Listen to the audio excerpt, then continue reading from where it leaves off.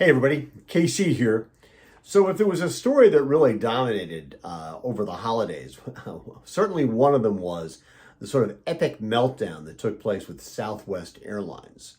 And, there was a lot of coverage of it. A lot of people were really, really frustrated. A lot of people who were still Southwest fans, but who were saying, well, it's a little tougher right now because of the disaster it was for people trying to get anywhere using Southwest Airlines. And there was one story about a woman who didn't even make her own wedding because ended up spending Christmas alone because of what Southwest went through. Anyway, Rich Highland, who is a Morning Newsbeat reader, and I like to say as far as I know, the only member of the Morning Newsbeat community who's won a Pulitzer Prize, sent me a Facebook posting that from a pilot who used to work at Southwest Airlines. And basically, while this guy is laying out what happened with Southwest, so much of what he says sounds like it could be applied to a lot of different businesses and a lot of different industries. He talks about the fact that the train wreck that happened, I guess it's not technically a train wreck, out Southwest, actually all started 2 decades ago. He talks about Herb Kelleher, who was the brilliant CEO of Southwest Airlines until 2004. He was a very operationally oriented leader. Herb spent lots of time on the front line. He always had his pulse on the day-to-day operation and the people who ran it. That philosophy flowed down through the ranks of leadership to the frontline managers. We were a tight operation from top to bottom. And then when Herb retired in 2004, Gary Kelly became the new CEO.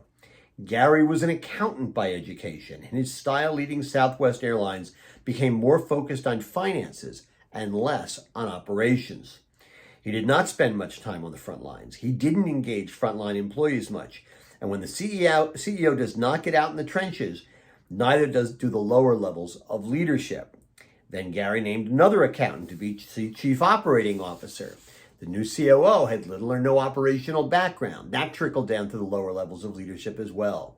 They all disengaged the operation, disengaged the employees, and focused more on return on investment, stock buybacks, and Wall Street.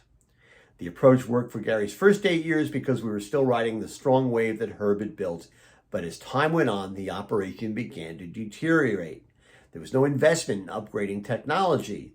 After all, how do you measure the return on investment in infrastructure or the tools we needed to operate efficiently and consistently? And things continually went downhill. There were small-scale meltdowns, and then there was what happened last week.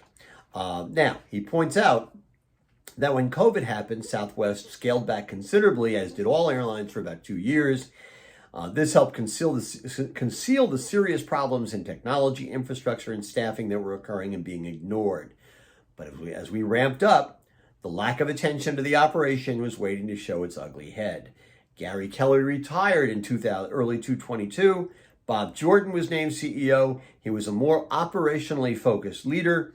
He replaced our chief operating officer with a very smart man, and they announced that their priority would be to upgrade our airline's technology and provide the frontline employees with the operational tools we needed to care for our customer and employees.